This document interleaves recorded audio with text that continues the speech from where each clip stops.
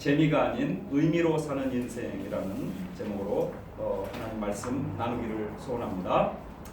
오늘 본문 배경이 무엇인가 하면 예수님은 12명의 제자가 있었는데 여기서 수제자는 베드로죠. 그리고 오늘 본문 누가복음 5장 바로 예수님이 수제자인 베드로를 처음 만나는 장면입니다. 베드로가 예수님을 만났을 때 어떤 일이 벌어집니까? 그것은 우리가 예수님을 만나면 나타나는 현상하고도 똑같습니다. 예수님은 우리를 응원해 주신다는 것입니다. 이게 첫 번째 테마인데 오늘 본문 그 배경 보면은 베드로는 지금 엄청나게 지쳐 있는 상황이었습니다. 본문 5장 5절에 시몬이 대답하여 가로되 선생님 우리들이 밤이 맞도록 수고하였으되 얻은 것이 없지만은 말씀에 의지하여 내가 그물을 내리리이다 하고 밤이 맞도록 밤이 새도록 수고하였다라는 말씀이 나옵니다. 밤샘 작업을 했는데 잡은 것이 없다는 것입니다. 얼마나 지쳐 있었겠습니까? 여러분 우리 현대인들의 특징이 무엇입니까? 많이 지쳐 있다는 것입니다. 피곤한 인생이라는 것입니다. 우리 인생 가운데 보통 20대의 특징이 무엇입니까? 꿈과 이상과 기대가 있습니다. 그런데 30대 이후의 특징이 무엇입니까? 이러한 20대의 꿈과 이상, 기대를 가지고 사회로 나갔지만 현실에 직면하면서 이러한 꿈과 이상과 기대가 다 무너지는 그런 것을 경험하고 결국 좌절감과 실패의식, 상실감에 사로잡히게 된다는 것입니다.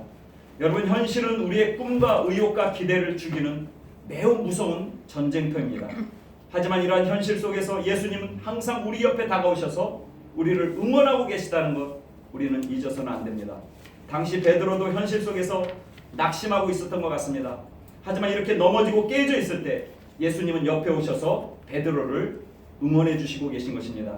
그러므로 인생에서 가장 중요한 것은 자신을 응원하는 존재가 있느냐 하는 것입니다. 여러분 응원은 항상 긍정적인 힘을 발휘합니다. 만약 누군가 나를 위해 응원하고 있다는 거 우리가 알고 있다면 우리는 삶에서 엄청난 힘을 얻는다는 것입니다. 우리가 보통 넘어질 때 그 응원의 힘을 알게 되죠. 예를 들어서 우리가 어린 아이들 주변이 다 어린 아이들 보면 응원하지 않습니까? 그래서 항상 밝은 것입니다. 아이들은 항상 밝고 기쁨으로 그 모든 일들을 이렇게 하지 않습니까? 사고 쳐도 우리가 받아주고 사랑해주고 주변이 다 응원하니까 이 회복이 빠르다는 것입니다. 그러나 사회는 다르죠. 사회는 아주 냉정합니다. 사회는 우리를 응원하거나 우리가 잘하는 것을 칭찬하는 것이 아니라 우리가 못하는 것에 집중적으로 공격하며 질책하는 데 초점을 두고 있다는 것입니다. 아주 냉정합니다. 이런 응원 부재의 어려움을 우리는 사회에서 많이 겪습니다. 여러분 작년에 우리 한국 국가대표 선수들이 북한과의 그 축구 경기가 북한에서 평양에서 있었는데 관중이 없는 경기를 치렀지 않습니까? 이 관중이 없다는 것 선수들로서는 엄청나게 힘들다는 것입니다. 손흥민 선수가 너무 힘들었다. 다치지 않은 것만 해도 다행이다. 그래서 논란이 됐는데 여러분 또 배우들 이렇게 보게 되면은 텅 빈 객석을 바라보면서 연기하는 것이 가장 힘들다고 얘기들 합니다. 그러므로 우리가 봐주고 응원해주고 격려해주는 것 대단히 중요합니다. 그러나 오늘도 예수님은 우리를 응원하러 찾아오신다는 것입니다. 분명히 그 당시 베드로도 예수님에 대해서 들었을 것입니다. 그분이 얼마나 대단한지 들었을 것이에요. 그러나 베드로는 자신이 지쳐 있었고 이러한 위로의 일시성을 너무 잘 알고 있었기 때문에 그 많은 사람들처럼 예수님을 찾아가지는 않았던 것 같습니다. 그러나 이렇게 생각하는 베드로에게도 분명히 응원이 필요했고 예수님은 이러한 베드로를 응원해 주시기 위해 오늘 찾아오시는 것입니다. 옛날에 들은 얘기인데 잊혀지지 않은 얘기가 있습니다. 공부 못하는 학생 얘기입니다. 시험을 본 다음에 성적표를 받아봤는데 한 과목만 D 학점이고 전부 다 F 학점을 받았습니다. 그 성적표를 받아본 아버지가 보고 뭐라고 얘기합니까? 얘야 너무 한 과목에만 집중하지 마라. 그랬대잖아요. 즉 모든 사람들은 F를 바라보고 있을 때 아버지는 조금이라도 잘한 것, 그 D 학점을 바라보고 칭찬해 준 것입니다. 우리가 믿는 예수님도 우리가 잘한 거 한 가지를 바라보고 칭찬해 주시고 응원해 주시는 그런 분이라는 것입니다. 우리의 죄를 뭐라고 그러는 것이 아닙니다. 그 죄 가운데도 믿음 한 가지를 보시고 칭찬하시는 분이 바로 우리 예수님이라는 것입니다. 하나님은 우리가 예수님의 십자가를 믿고 죄를 회개하면 우리의 죄를 기억도 하지 않는 분이라고 분명히 말씀하고 있습니다. 이사야 43장 25절에 나 곧 나는 나를 위하여 내 허물을 도말하는 자니 내 죄를 기억하지 아니하리라. 하지만 세상은 잘한 것은 다 잊어버리고 죄만 기억하지 않습니까? 죄를 지적하고 정죄하며 정말 우리가 살 수가 없습니다. 그런 것이 사실 세상이라는 것입니다. 그러나 성경은 다릅니다. 히브리서 11장 보면은 믿음의 장이 나오죠. 그 믿음의 사람들의 이야기가 가득 차 있습니다. 거기 특별히 야곱이 나오는데 야곱은 원래 속이는 사람이었습니다. 사기꾼 아니었습니까? 그러나 히브리서에서는 야곱을 축복하는 사람으로 하나님을 예배하는 자로 기록되어 있습니다. 히브리서 11장 21절에 믿음으로 야곱은 죽을 때에 요셉의 각 아들에게 축복하고 그 지팡이 머리에 의지하여 경배하였으며, 그러므로 성경처럼 우리도 그 악한 죄만 기억하는 것이 아니라 선한 것만 기억하고 응원해 주시는 그 하나님의 그 신실한 종들이 되길 간절히 바랍니다. 두 번째, 예수님은 우리에게 도전하라고 명령하십니다. 그러나 우리는 도전을 꺼려합니다. 왜 도전을 잘 못하죠? 오늘 본문 4절에 보니까 말씀을 마치시고 시몬에게 이르시되 깊은 데로 가서 그물을 내려 고기를 잡으라.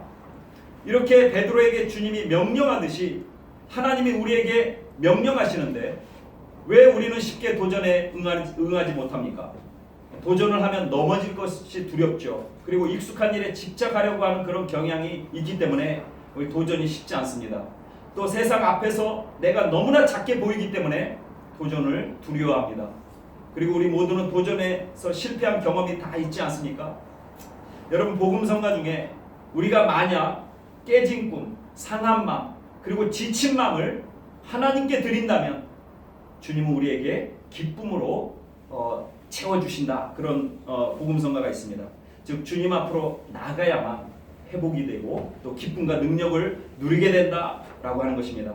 그리고 예수님은 우리에게 좋은 코치가 되어주시는 분이라는 거 우리가 명심했으면 좋겠습니다. 즉 우리에게 언제든지 도전의 기회를 주시는 것, 예수님이십니다. 그러므로 우리는 인생의 그 코치로서 누구를 만나느냐에 따라 우리 인생이 달라진다는 것입니다.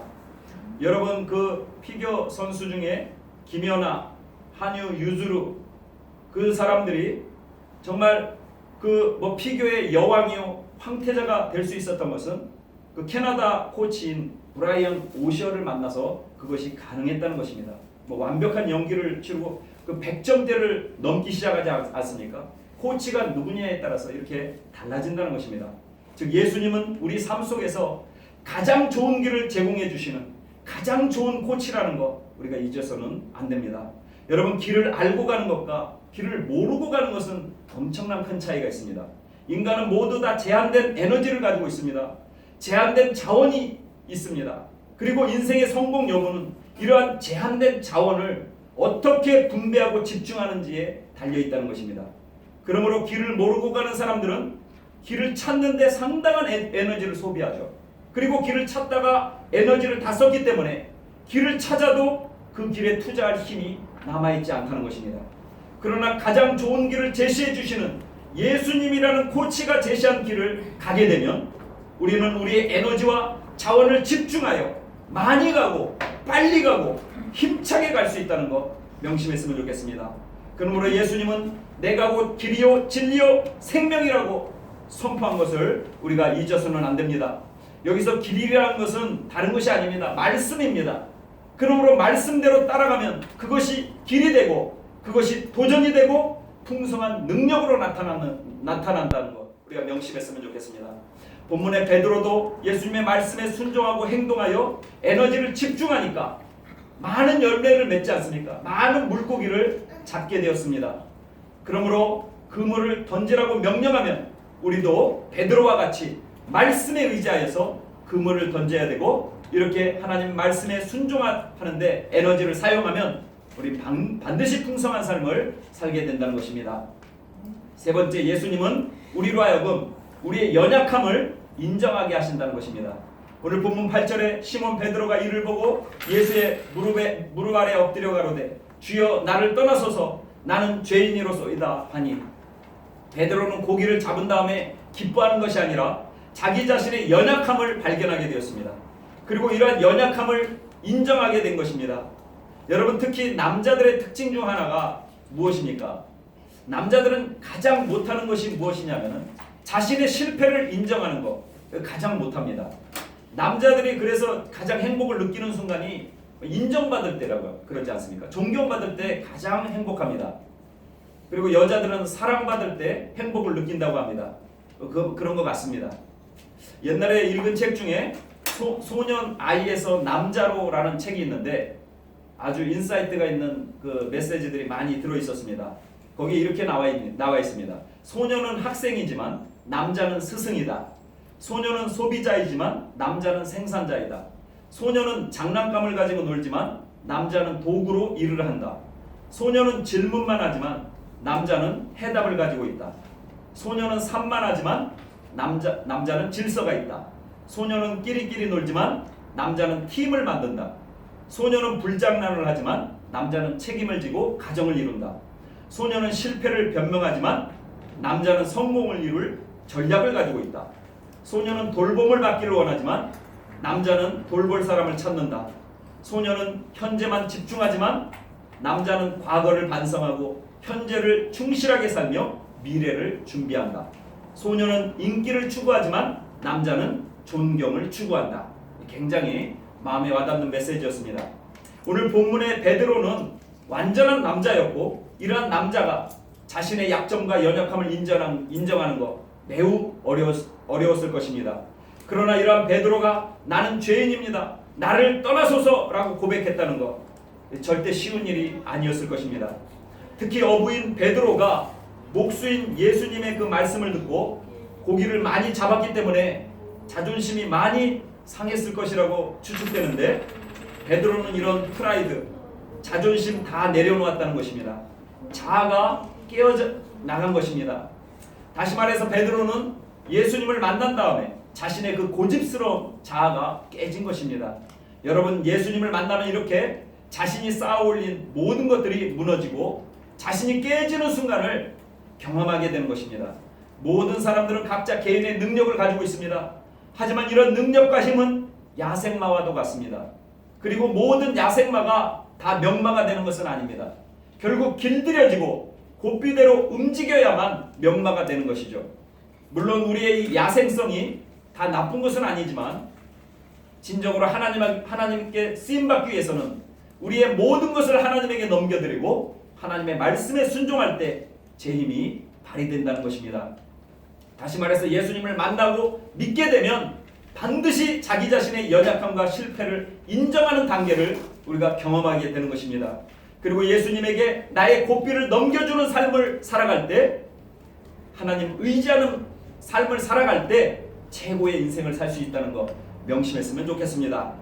마지막으로 네 번째, 예수님 만날 때 참된 가치관이 생긴다는 것입니다. 오늘 본문 10절에 보니까 세베대의 아들로서 시몬의 동업자인 야고보와 요한도 놀랐습니다. 예수께서 시몬에게 일러 가라사대 무서워 말라, 이제 후로는 내가 사람을 취하리라 하시니. 여러분, 예수님은 우리에게 꿈을 주십니다. 즉 과거에는 고기를 잡는 인생이었지만 지금은 사람을 취하는 인생으로 새로운 꿈을 주신다는 것입니다. 꿈은 사람들로 하여금 춤을 추게 합니다. 사람은 미래가 없으면 반드시 무너지게 되어 있습니다. 즉 미래와 꿈이 있기 때문에 우리 인간은 살아갈 수 있다는 것입니다. 그러나 우리가 과거의 좌절을 경험하게 되면은 그 모든 것이 그 현재의 그 상처로 다가옵니다. 제3자의 관점에서 보면 아무것도 아니고 분명히 행동할 수 있어야 되는데 당사자는 과거가 상처로 남아있기 때문에 무기력하고 행동할 수 없게 된다는 것입니다. 그러므로 예수님을 만나야만 이러한 좌절 상태로부터 해방되고 꿈을 꾸고 미래를 바라보며 열매를 맺는 삶을 살 수 있게 되는 것입니다.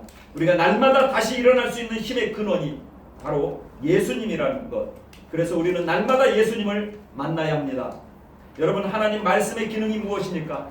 바로 꿈과 비전을 제공한다는 것입니다. 여러분 무하마드 알리 있지 않습니까? 알츠하이머로 죽었는데 금세기 최고의 복서입니다. 그는 권투 코치와 더불어 멘탈 코치가 항상 따라다니면서 너는 최고다, you are the best 라는 그 말을 항상 리마인드 시켜주었다고 합니다. 그러니까 권투 신화를 만들어냅니다. 그는 실제 강하지 않았습니다. 만들어진 인물입니다. 대표적인. 그러나 의도적으로 그렇게 소문을 내고 계속해서 그 멘탈 코치가 리마인드 해주니까 결국에는 그 소문이 도전자들을 정말 곧 무서움에 빠지게 만들었다라는 그런 이야기를 들었습니다. 여러분 우리가 어려서는 부모님들이 어린 아이들에게 이쁘다, 똑똑하다 그렇게 용기를 계속 줍니다. 그래서 아이들 당당하게 자라나죠. 이와 같이 예수님을 만나면 예수님은 우리에게 항상 격려와 용기와 위로를 주신다는 것 우리가 잊어서는 안 됩니다. 이것이 꿈과 비전으로 연결되면 바로 폭발적인 인생을 살아간다는 것입니다. 그러나 이 시대의 특징이 무엇입니까? 기준이 없다는 게 기준 부재의 사회. 그러므로 격려와 위로도 없다는 것입니다. 즉 기준이 없다는 것은 가치관이 없다는 것을 의미합니다. 단지 이 시대 최고의 기준 기분이 되어버린 기분이. 결국 기분 좋으면 좋은 것이고 기분 나쁘면 나쁜 것이 되어버렸습니다. 또한 기준이 없기 때문에 능력도 발휘하지 못하는 것입니다.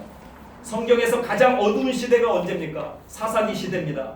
사사기 21장 25절에 보니까 사사기 시대를 대표하는 말씀이 나옵니다.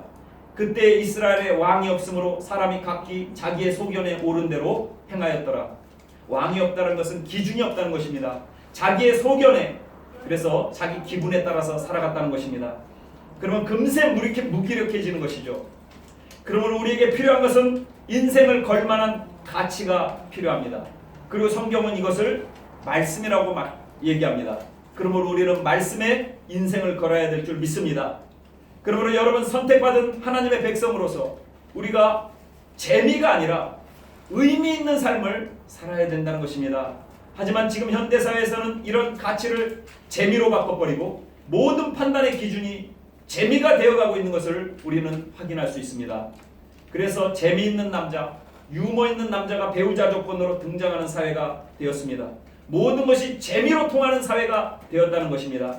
이제는 스마트폰 통해서 재미있는 것만을 추구하는 그런 시대가 되지 않았습니까? 그런 시대를 우리가 살아가고 있다는 것입니다. 그러나 인생은 현실. 즉 재미가 아니라 의미라는 것. 그것을 통해 우리가 살아가야 될 목표, 인생의 가치를 알아야 되고 이것은 바로 성경 말씀을 통해서만 발견되며 알려진다는 것 우리가 잊어서는 안 됩니다. 영국의 아더왕 이야기가 있지 않습니까? 이게 아더왕이 실존 인물인지 신화인지는 잘 모르겠습니다. 6세기를 배경으로 만들어진 책인데 이상적인 왕으로서 이 아더왕 150명의 그 기사들의 힘으로 평화를 구현하고 의를 세우기를 원했습니다. 그래서 그 라운드 테이블, 그 원탁을 만들고 기사들과 그 비전을 나누기 시작했죠. 왜 원탁입니까? 우리가 하나가 되자라는 그런 의미가 있었습니다. 그러나 원탁에 앉자마자 인간의 죄성이 드러나서 편이 갈라지고 싸우기 시작합니다. 이를 보고 아더왕은 크게 실망하고 좌절하고 있었는데 한 소년이 찾아왔습니다. 저도 꿈과 희망이 있는 이 원탁의 기사가 되고 싶습니다. 그렇게 말했습니다. 이것을 듣고 아더왕이 희망을 얻었습니다. 소년에게 이야기를 어디서 들었느냐고 묻자 이 어린아이는 여기 오는 중에 수없이 많은 사람들에게 여러 번 들었다는 것입니다. 그래서 저도 이 꿈과 희망의 기사가 되어 영국을 살리겠다라고 그렇게 얘기했습니다. 지금까지 아더왕은 실현된 거 아무것도 없었지만 이 꿈과 희망을 얘기했을 뿐입니다. 하지만 백성들 사이에서는 그 꿈과 희망이 공유되고 있었던 거죠. 즉 아더왕은 현실에서 실질적인 변화를 가져와야만 된다고 그렇게 생각했는데 꿈과 희망만 주어도 변화가 가능하다는 것을 그때 알게 되었습니다. 즉 꿈은 바로 힘이 있다는 것 우리가 잊어서는 안 됩니다. 여러분 하나님 말씀이 증거되면 이것이 꿈이 되고 비전이 되고 나중에는 현실이 된다는 것 우리가 절대 잊어서는 안 됩니다. 예수님의 성육신의 의미가 무엇입니까? 말씀의 현실화입니다. 말씀의 현실화. 요한복음 1장 14절에 말씀이 육신이 되어 나타난 게 바로 예수 그리스도라는 겁니다. 그래서 히브리서 11장 1절에 믿음은 바라는 것들의 실상이요 보지 못하는 것들의 증거니라고 했습니다. 그러므로 교회의 가장 중요한 기능은 바로 이 말씀을 증거하는 것이고 우리의 소망은 이 말씀에 있다는 것 우리가 잊어서는 안 됩니다. 금주도 이 말씀 붙들고 꿈과 소망을 향해 전진하는 TBIC 성도들 다 되시기를 축원합니다. 기도하겠습니다. 하나님, 우리에게 예수님이라는 놀라운 구세주를 허락하여 주시고